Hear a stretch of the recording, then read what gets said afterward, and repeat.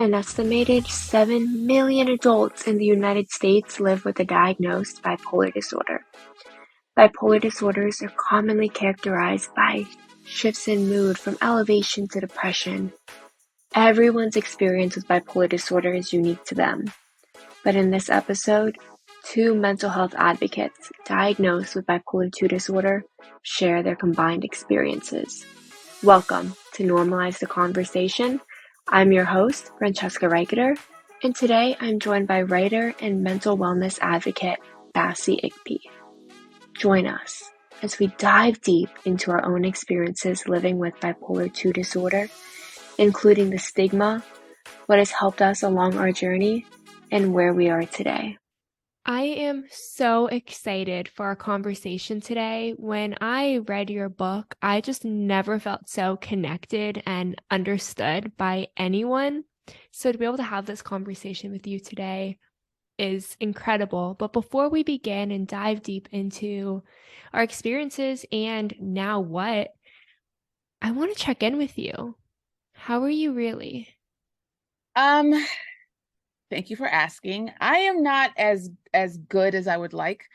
Um, uh, Anxiety has kind of taken over my life in that I wake up anxious. And I have to do a lot of work during the day to bring it down, and then every morning it just shows right back up again. So that's something that I've been struggling with for the last couple of months, but it's gotten pretty bad the last week or so. But thank you for asking. I'm working on it. Always working on it. How are you? For that. Thank you for that honesty and vulnerability. And I get that. I've hit that point last week where, so my doctor decided to increase my medication and increased it a little too fast. And I ended up getting really sick. And I was like, I don't want to take medication anymore. I went like 3 days without medication and just was not feeling great. And then ended up into this like depressive spiral where I didn't think I was going to be okay. It was really tough. And yesterday it just turned into this piece of anger.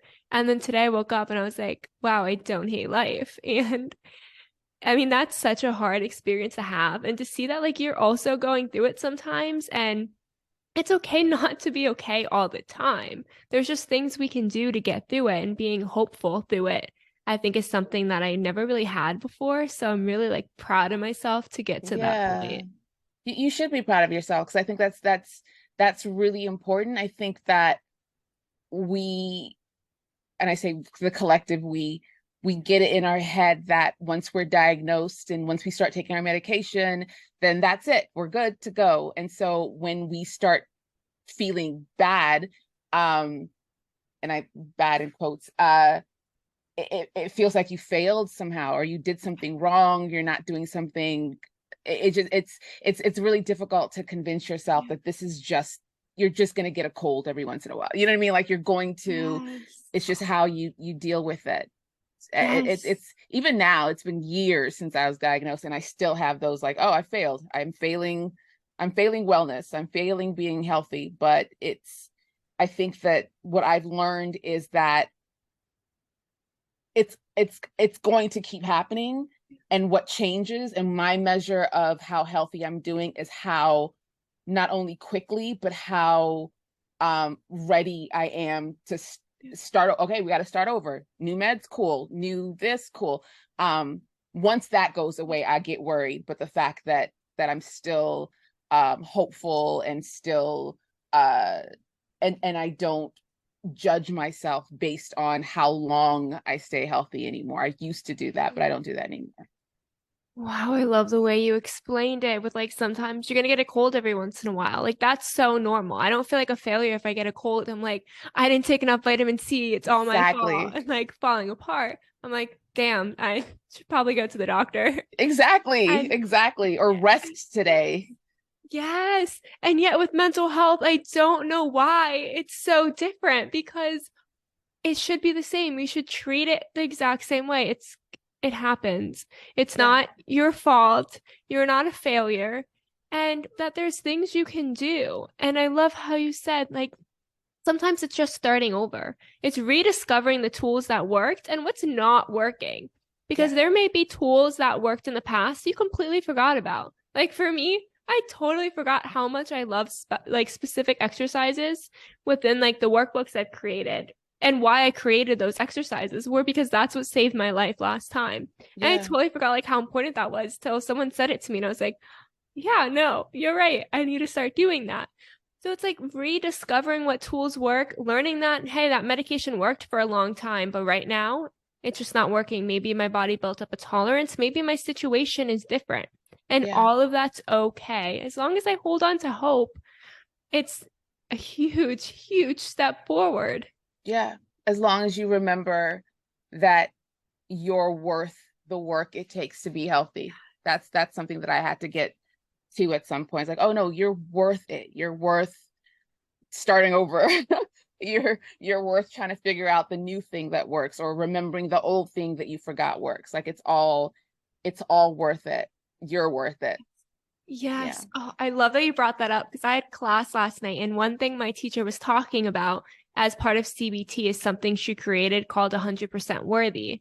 And I guess in the past, she had someone who didn't feel worthy. And she said to them, who's someone that you think is worthy of everything? Who is someone that's worthy of everything? What if you saw yourself the same way? And it was all about reframing, what would that person do? What would Joe do? You know, and looking at yourself through that way and treating yourself with that same love and admiration and respect. And wow, how can it change when you see yourself as worthy of love, worthy of happiness, worthy of getting better, worthy of small things you might be depriving yourself of and not even realizing it because you just have this idea that you don't deserve it when you do. Yeah. Yeah. Your existence is what earned you the right. Yeah. Yes, absolutely. I really want to talk a little bit more about your experience with bipolar 2 disorder. I would love to have you share a little bit about what life looked like before a diagnosis and treatment plan. Life, it was a balancing act that I didn't really recognize or know was a balancing act. I didn't realize that I had, over the course of my life, picked up things that I thought were like personality traits that were really coping mechanisms. And once I was unable to reach for those, that's when things really started falling apart. And it's interesting you mentioned rapid cycle, but I was diagnosed officially with rapid cycling mixed episodes. So I went through moments when I was both depressed and hypomanic at the same time, or I would wake up in the morning, I would still be awake in the morning and hypomanic, and then towards the evening the depression would set in, or it'd be both at the same time. And so I remember, and I don't use this word as a pejorative ever. I don't think it's a pejorative, but I remember feeling crazy. I remember just feeling like, oh, I know for a fact that other people don't feel like this. So it's something about my personality. So I took it on as like my personality trait for the longest time. And that's actually what made the diagnosis difficult, is because I suddenly realized I didn't know who I actually was. I didn't know what my personality was. I didn't know what my likes and dislikes were. I didn't know if I was an introvert or an extrovert. Like I had no idea, because I had just sort of let my unknown symptoms navigate the way that I lived my life. And it's difficult for me to answer that question because of that, I never lived a very conventional life, especially after high school. When I went away to college, I had none of the parameters. I didn't have my parents. I didn't have any of the people sort of keeping or creating the boundaries that I kind of bounced off of. It was just borderless. And that, I think, set the motion for me to eventually have the breakdown that eventually led to my diagnosis a couple of years later. But yeah, it's really difficult for me to answer that question because I was all over the place, almost literally all over the place. and untethered. And I remember having these moments of like temporary quiet when I would just think to myself, this doesn't feel good. This doesn't feel right. But I have absolutely no gauge outside of observing other people to know how to fix it, or even what it's supposed to feel like. So I think that was such an amazing way to describe it, because when you've been dealing with it for so long, for your whole life, it's so hard to know who am I? I know for me, every time I was happy, I was like, well, am I hypomanic or am I happy? yes, Right? It's so yes, frustrating because it's so confusing. And then, of course, there would be people in my life who would be like, oh, I think you're hypomanic. And I'm like, no, I think I'm happy. yeah, And I just started questioning anytime I was happy or anytime I was sad. Is this like yeah, a normal response to the situation? And trying to yeah. see how other people are reacting. And when they're not as Oh, sad or they're not showing the same sadness yes. visibly. It's so wild because something would happen, and then I'm like, are we happy about this? I'm like looking around, like, is everybody else happy about this too? Is everybody else sad about this? Or am I taking this much, much harder than I need to?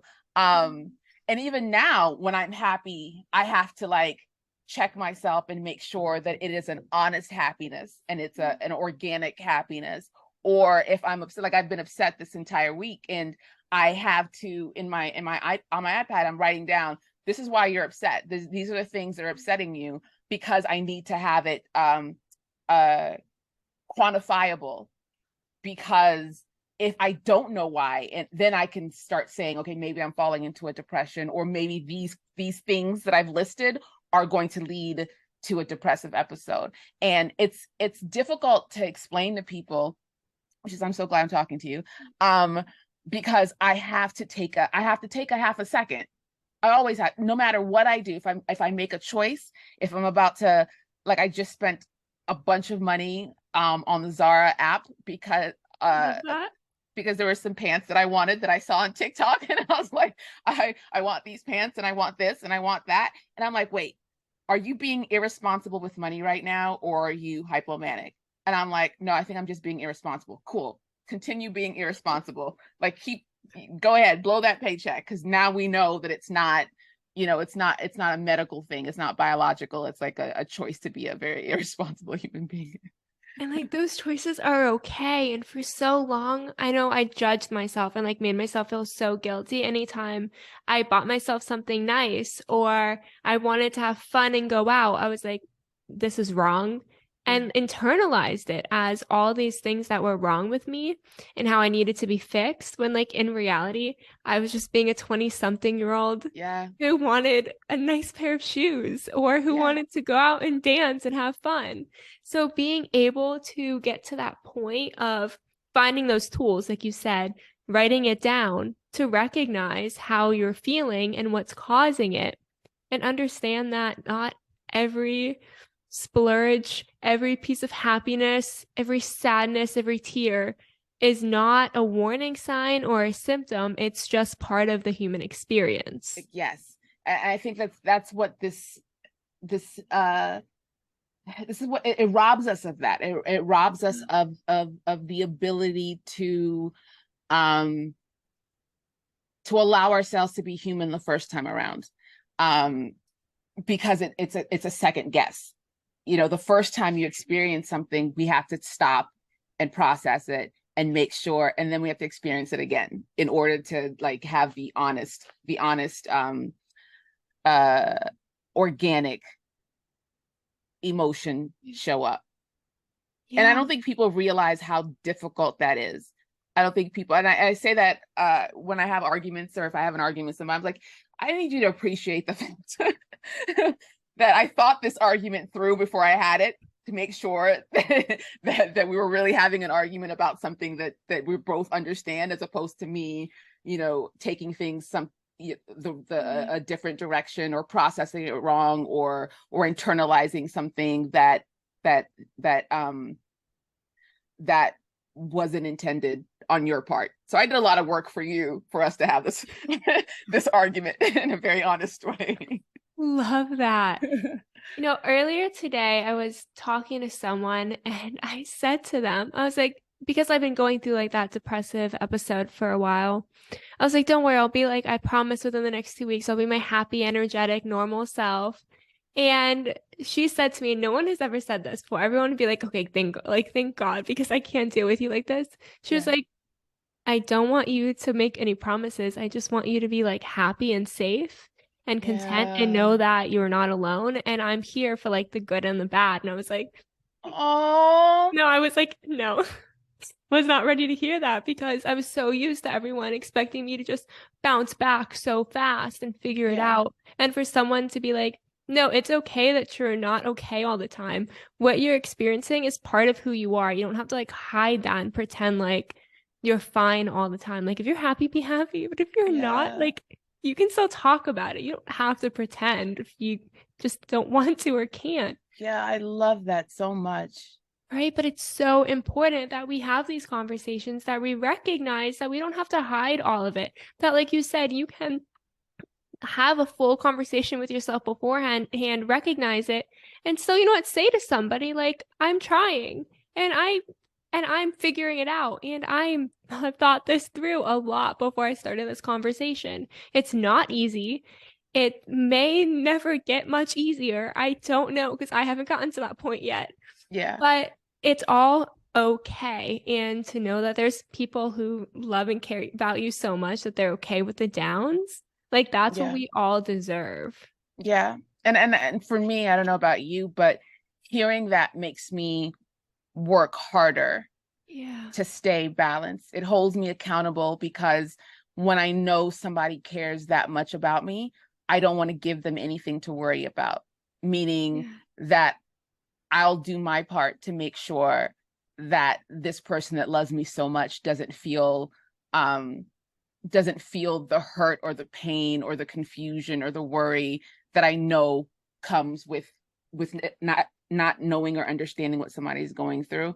For me, like that's my family. Like if I had any thought of letting this illness sort of take over in a way that is unmanageable for me, I think about how difficult it would be for my brothers and my sister and my mom, my dad, my son. And I don't want that because I love them so much and I care about them so much. And I use their love for me as a bridge until I can get to the love for myself to be able to do it for myself and take care of myself for me. But that's so important to hear. It really is. It is. Yes, that's the same experience for me. It holds me accountable in the sense that they care. So I like that they care and I want them to care. I want to feel like someone cares and I want to let them know that I care back and I want to get better because they want me to get better. And I just also genuinely want to get better. Want to get better, right? To feel that way, right? Like it's right. for me, but also having you care gives me a sense of accountability outside of for me because sometimes if I'm feeling worthless or hopeless or useless, even if I want to do it for me, I don't value myself in that moment. Yeah. And having that value into someone else, not making them my permanent lifeline, but if that's what's going to keep me trying for just another day and get through that next day, so important. Yeah. That's why I hate when people say, oh, don't do this for anybody else. Do it for yourself. I say, well, I kind of have to do it for somebody else until I get to the do it for myself part. Yeah. I think that, of course, it means don't let somebody else dictate your moods, like in a toxic way where if they're happy, then you're happy, or if they're sad, then or if they do something, it affects or controls your experience or your moods. But when it's somebody that loves and cares for you authentically, I think it's okay to be like, I want to stick around because not being around will be hard for that person. And then eventually it'll be like, I want to stick around because I want to stick around. I want to be healthy because I want to be healthy. Yes. And that's a conversation I feel like Oh, I hate when people say that to me when they're like, don't do it for them, do it for you.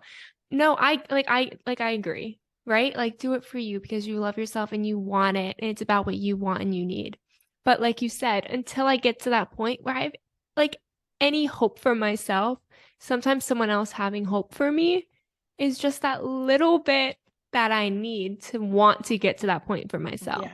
Because it's Yeah. not that I want to give in. It's not that my whole goal in life is to give in if someone doesn't love me and care about me. And but sometimes when I'm getting to that point where I'm feeling low, just knowing that I'm not alone in it and that it hurts them too to see me struggling Yeah. makes me want to find that motivation again because I'm not going through it like I'm not going through it alone. It does impact people around me. And sometimes that really sucks because I wish it didn't. Like, I wish me being in pain didn't cause anyone else pain.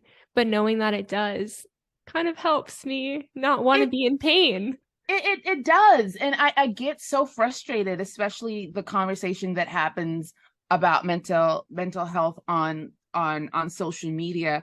It feels like we forget that we are part of a community, and because we're part of our community, what we do affects our community. And I mean community like family, friends, society is a large, because it's not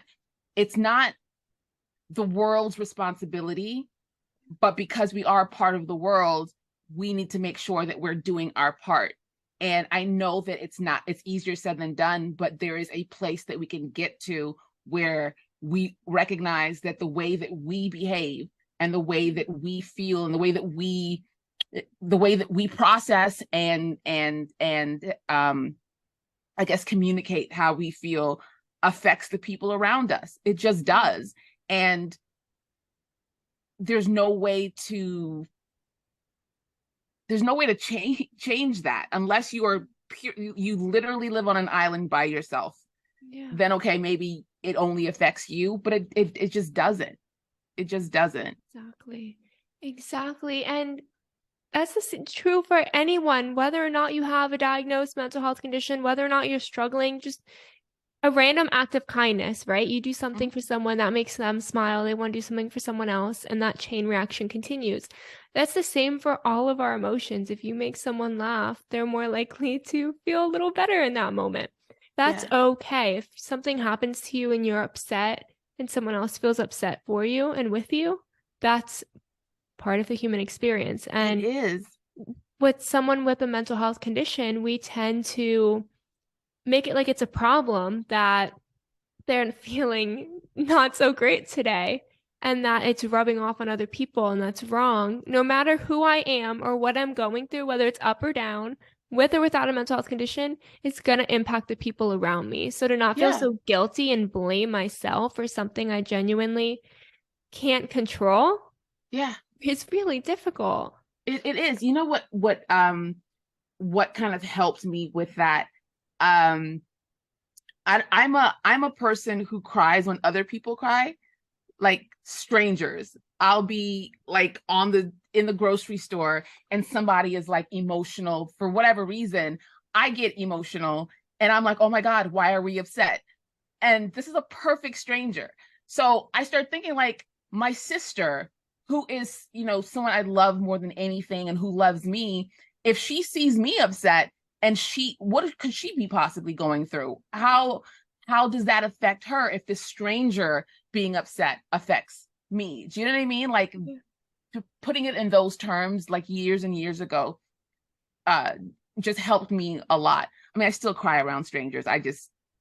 If you cry, I cry. I don't know what it is. If you're happy, I'm happy too. But yeah, it helps put it in perspective for me.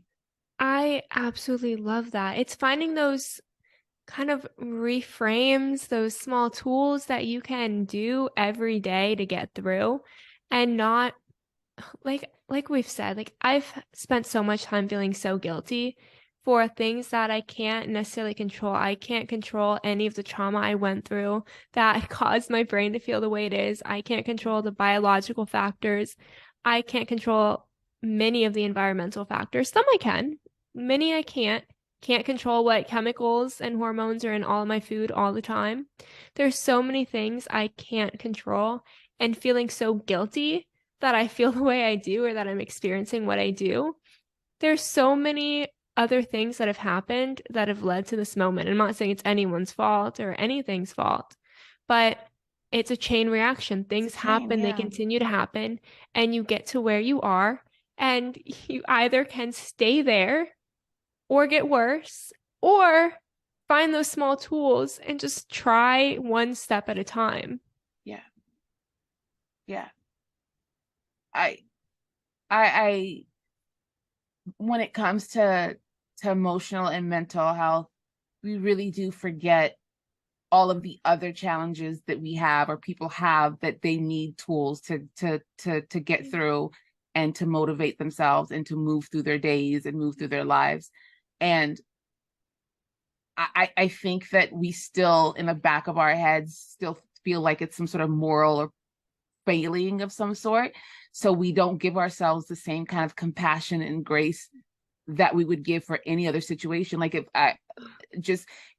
I had a reading disorder or a learning disorder and I'm dyslexic, am I upset at myself that I'm not able to? I mean, I am. Like, people do go through that, but are other people upset with me because of it? Do you know what I mean? Like, are you upset with somebody else because they're struggling with these tangible things that you can kind of like see?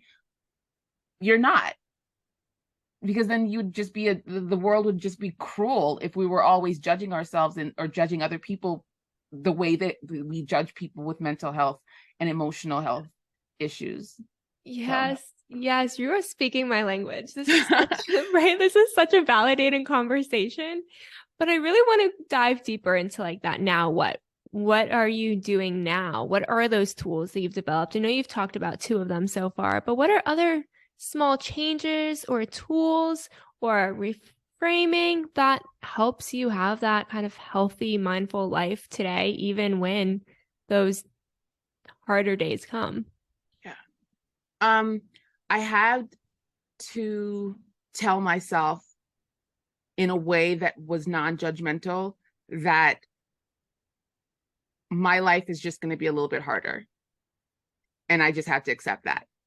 I'm going to have to, like I said, think and rethink things that I feel or things that I think. I have to stop and consider why I make certain choices. I started using a digital planner. I'm looking at my iPad because paper planners just don't work for me, but I use a digital planner where every night I evaluate my day and I write the things that I'm feeling or the things that I felt during the day and try to connect it to what might have done it. At 4 o'clock, I felt this way. What happened at 4 o'clock? Did I have like a weird random memory? And that happens a lot to me too, where I'll just think of something terrible that happened 10 years ago and it just takes my entire day down. But I have to know that thing bothers me still, and I have to figure out why. Every morning I wake up, I grab my iPad and I set it's I say set my intentions, but it like the self-help movement has kind of like changed the way that is. But I really have to think about the kind of day that I want and what I need to do to get that day. And even if I wake up feeling like I can't, like today was a rest day. Today's like I cannot. So I wrote, today we're not. Like we're not today. We'll do the things that other people are involved in, meaning like this. I had an interview with the BBC earlier that if I didn't do would affect Ashley, who I've grown to really like love because I think he's a great person. I've worked with him before and I don't want his day to get messed up. So I got to do this. I wanted to talk to you after our last conversation, so I got to do this.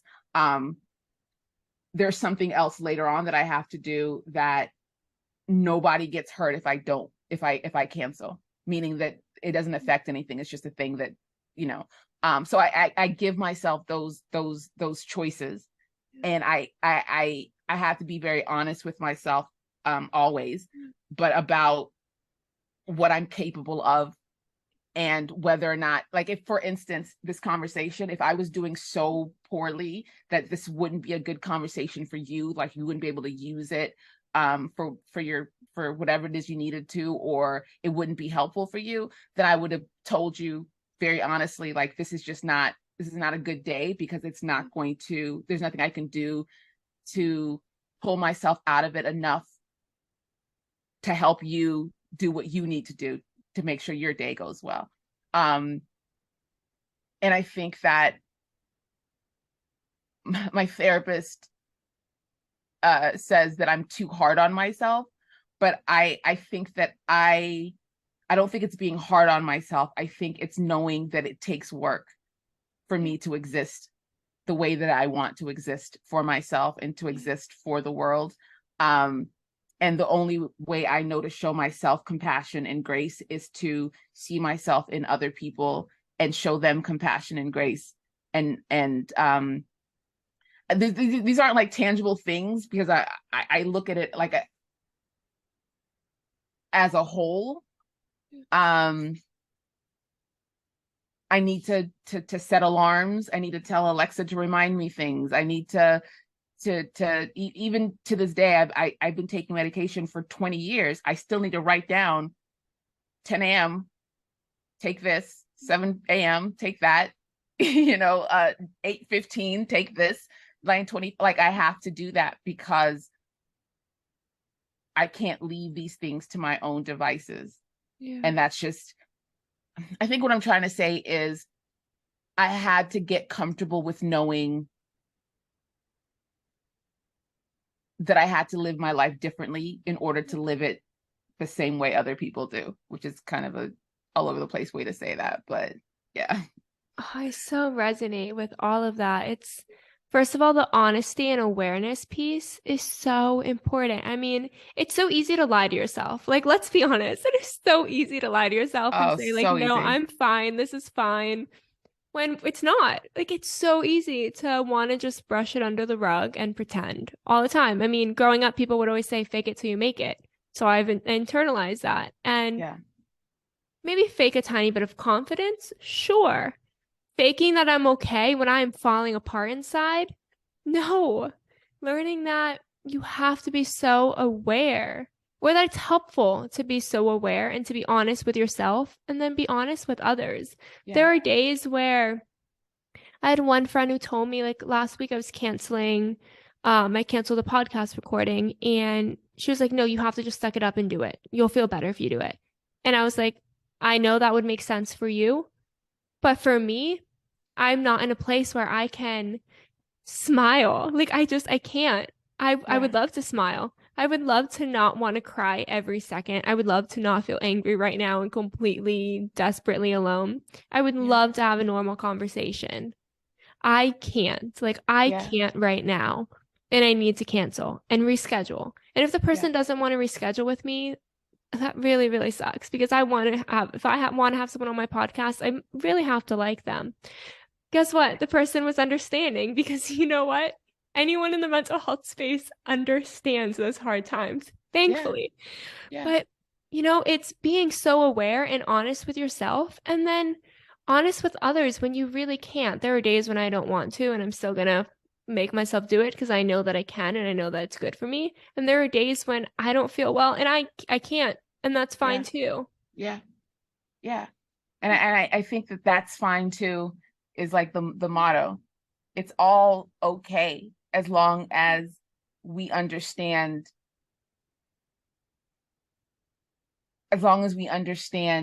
that these days happen.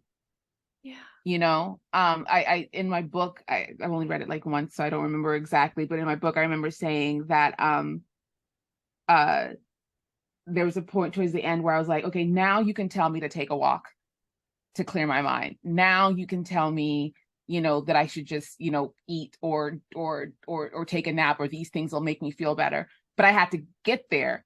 I had to get to the point where taking a walk would actually help, and exercising would actually help, and taking a nap would actually help. It wasn't going to do that before, but now I'm here. And I think that once we know once we know that now these things can help, we also know when they don't help, and we can speak up for those moments too. Yes, it's all about being mindful and aware of where you are and what works for you. And exercise may work for everyone or not everyone, may work for people at any moment. That might be like what helps them. I'm in a depressive episode. If I'm really struggling, I'm not going to the gym. It's not going to happen. I went through like a 3-month period where my friend would try to drag me to the gym. Sam, if you're listening, I love you. And I would sit on the floor and read a book. And she was like, what are you doing? I was like, I can't. Like, I don't want to work out. It's not going to make me feel better.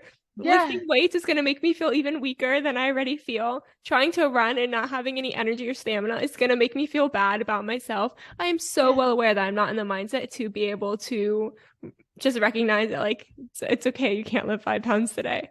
I'm going to internalize it. So I'm going to sit and read. I'll watch you work out, but I can't today. And just recognizing that some things may work for people at any time in their life, and some things may only work at specific times when you're in that mindset, when you're ready to get there.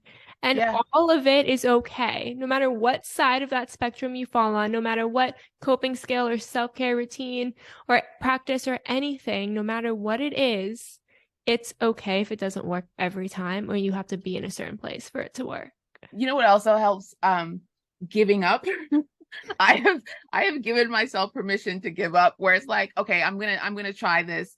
I'm gonna take a walk, and I open the door and I get like 10 feet out of the driveway, and I'm like, no, we're not doing this. Or I get like all geared up, ready to work out in like 10 minutes, and I'm like, no, we're not doing this, because I know that I tried and it's not working. Because I know when I've tried and it starts working, I know what that feels like too. So when that's not happening, I don't think people like, I'm laughing because I don't think people fully understand the amount of work it already took before the thing. Like when somebody asks you to come to the gym and you don't want to go, but you go anyway, that was it. That's the workout. That's congratulations. I have burned whatever calories I'm going to burn. I'm going to sit here and read for the rest of it, because the getting here, that was it. Yeah. You got it all. You got all I had to give. Yes. Oh, I love that. Like giving yourself permission to just like quit. Yeah. And say like, I can't. I did that the other day with my dog. I was going to take her for a long walk. It's poor little dog's been waiting to go for a long walk for a while. Once I finally was ready to do it, she hated me. So I guess it's fair. And I could not make it like a quarter of a mile. I was like, okay, nope, turn around. Yeah. And my dog would cry. And I'm like, I'm so sorry. Like, I love you so much. And if I had the like energy, but my legs feel like they're going to fall off. My body just feels so weak right now. I love you, but I can't. And then a few nights ago, I was like, you know what I want to do? I want to walk. And I ended up having to walk back and bring my dog inside because she's like an 8-pound Shih Tzu. She can't walk like for 4 hours. But I walked 12 miles. I just kept walking. And all of a sudden it's like really dark. And I was like, I should probably turn around and go home. Like, this is not safe. But like when I finally got into that mindset, I was ready. I was ready to walk. But it took a long time to get to that point. I struggled to take my dog outside for a minute. And that sucks for my dog. I love her so much, and I'm so grateful that other people were able to help me walk her, because that would not be fair to her. I get that. But like, it's okay that I couldn't show up in the way that I felt like I needed to in that moment, and give myself permission to not show up in that way, and to reach out for others to ask for that support that I needed when I knew I couldn't. Yeah.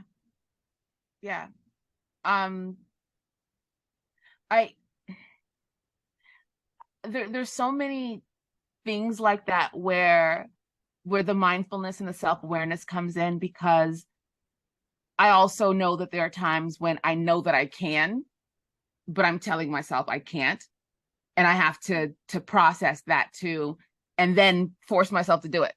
Like I'm saying that I can't, but I know what it really feels like not to be able to, and this isn't it. So put your shoes on, or pick up the weights. I don't lift weights, but whatever it is I'm supposed to do, just go and do it. because I know what the difference is. I'm very, but just going back on that, I being honest with myself and being honest with yourself, and learning what that feels like, learning what it feels like when you're not being honest with yourself. And just, I call myself a liar so much. I'm like, you're lying right now. Like, do you want to be a liar, or do you want to at least tell yourself the truth? And that helps me sort of snap out of it sometimes too. Oh, I love that, because it's so easy. Like, again, it's so easy to lie to yourself. It's so easy to believe yourself and convince yourself of something. I mean, that's our cognitive distortions. That's no matter whether or not you have a mental health condition, it's easy to lie to yourself. It's something we all do, probably almost every day. But recognizing that I don't want to lie to myself about this. I want to be honest. I did that recently with journaling, and I'm one of those people, if I start journaling, it's most of the time it's really dark, which is why I shouldn't journal. And like, unless I'm setting an intention, like here's a gratitude list, here's something that made me happy today. If it's intentional, absolutely. But just free journaling, whatever is in my head, scary. And I just gave myself permission to do it for like 5 days until I didn't want to like write anymore. And I read through all of it and was like, I was lying to myself and saying I was fine in this moment when this was what was going through my head.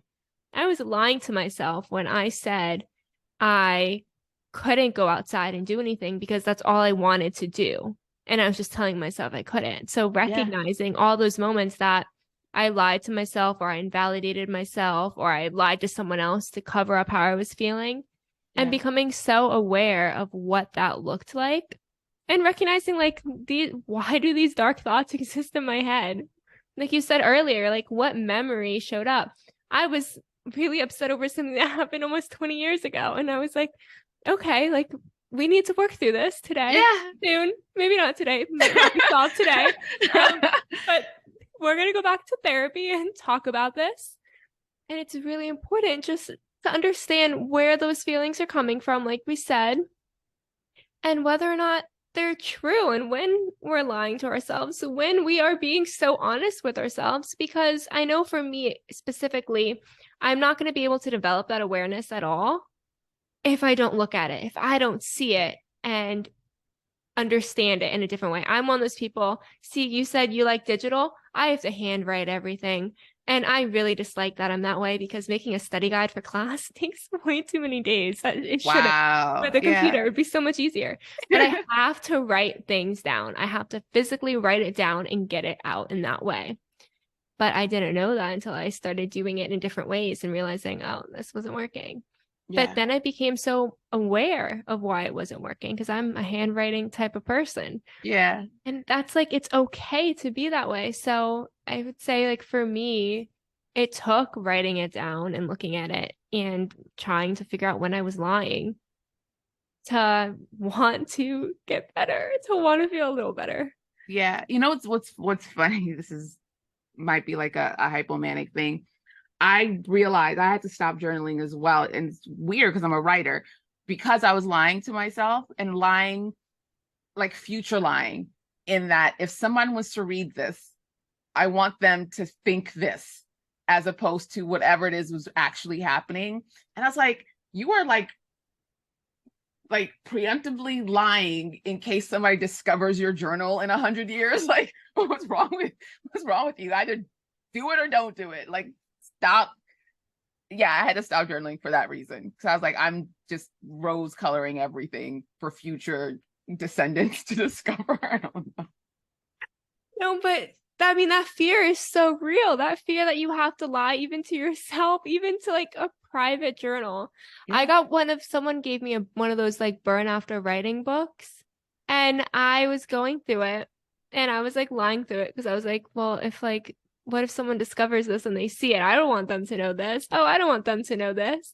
And I was like, but I'm not even like being honest with myself and a book that no one's going to see. That I might actually throw out after writing. I'll drive it to like the dumpster myself if I need to. Can I tell you the wildest thing? Yes, go for it. The wildest thing. Okay, so all through like college and like the first couple of years I lived in Brooklyn, I was keeping a journal. I have terrible handwriting, so that's another reason why I prefer digital. But I was like writing, like just going through it.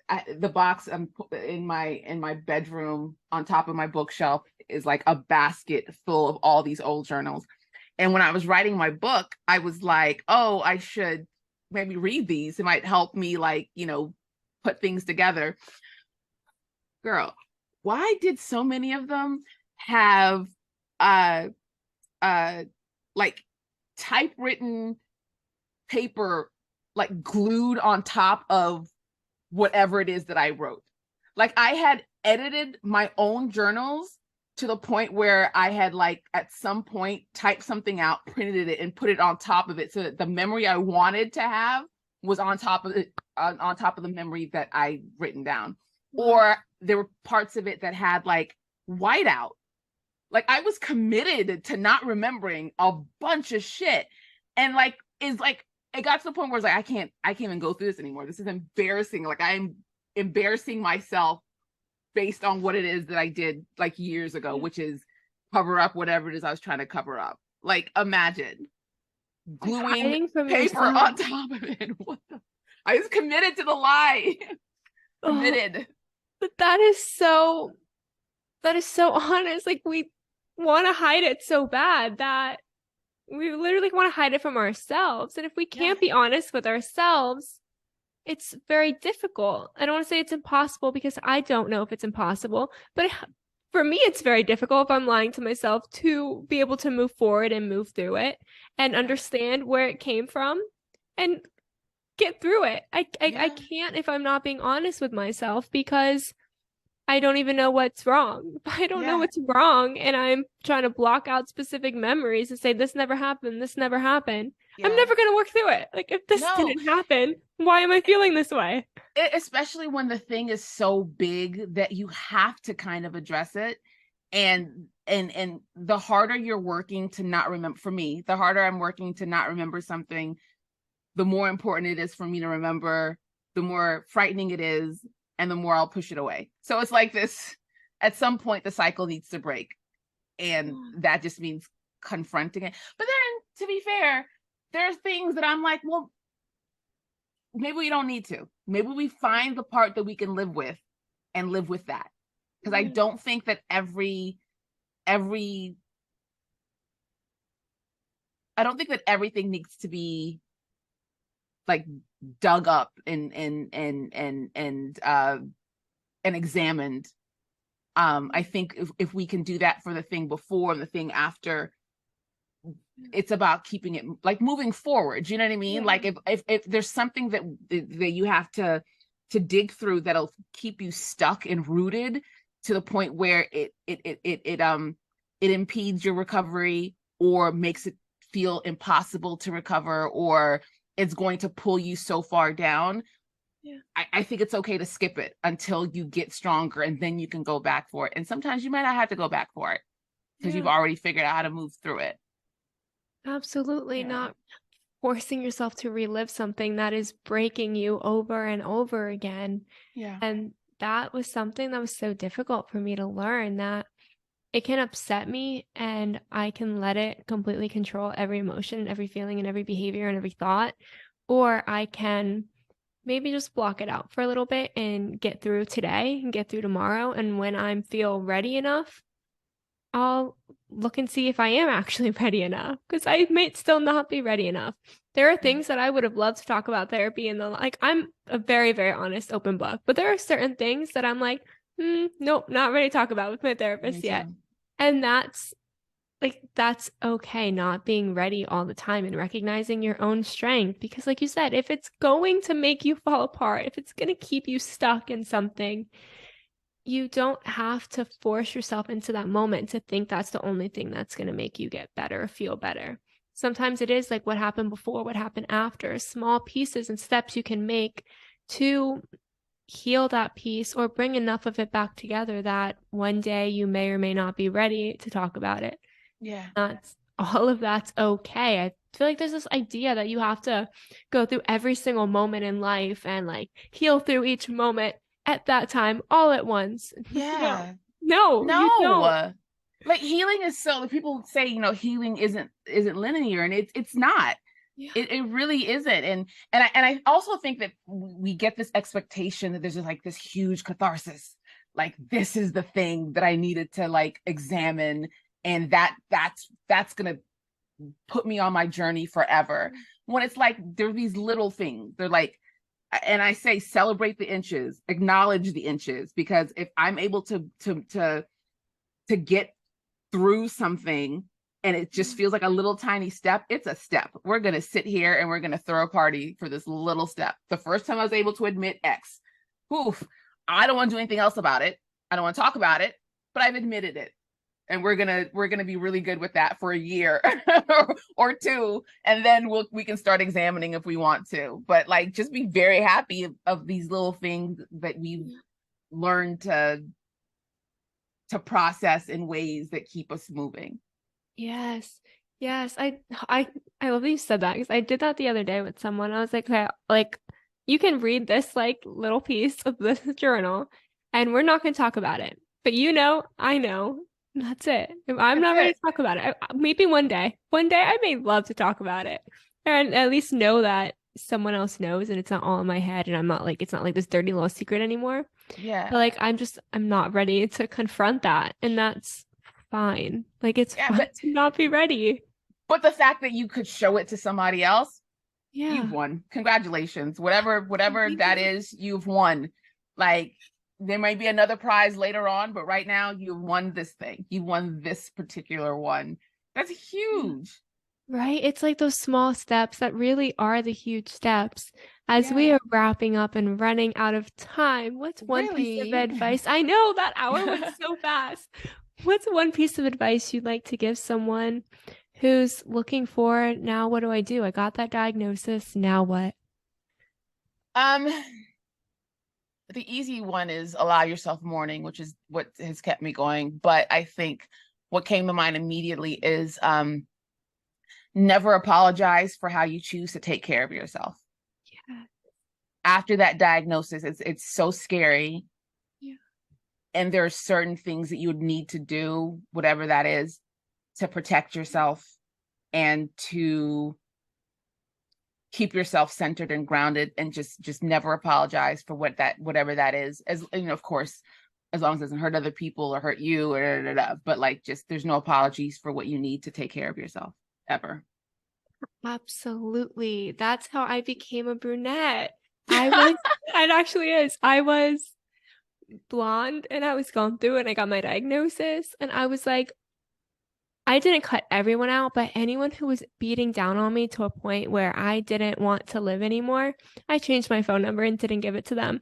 I dyed my hair. Yes. I cut my hair. I was like, I'm a new person. Like, starting today, I'm a new person, and whatever I do is going to be about fixing, or not fixing, but about healing myself and moving forward. So you don't have to apologize for doing what's right for you, what's going to save your life, because like we said in the beginning, you are so worthy. Like, you are worthy of living and all of that happiness and joy. You have been absolutely amazing. Thank you so much for joining me. Thank you. It's been great talking to you. And I'm so happy that you exist, but also that you exist in a way that is so helpful and so powerful for so many people. I think that your approach to mental health and your approach to these conversations is one that I've always felt is necessary, because it takes it from this like sort of mystical thing to very real and tangible. And I think that's what keeps us moving forward. That's what keeps us healing. That's what encourages other people to see that healing isn't this, it's not a dead end. It's not like a thing that you do once. It's continuous. And not enough people have the conversations that are necessary to remind people that this is always moving. We're always moving. So what you're doing is fantastic. And I'm just really happy that I was able to talk to you. Thank you so much for listening to Normalize the Conversation. Don't forget to subscribe, rate, and review.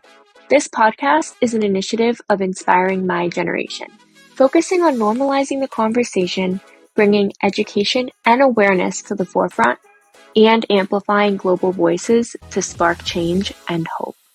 Inspiring My Generation is a 501c3 nonprofit organization on a mission towards suicide prevention through awareness, conversation, education, and support. Connect with us on Instagram at Inspiring My Generation and visit our website inspiringmygeneration.org to learn more about our work and how you can make a difference.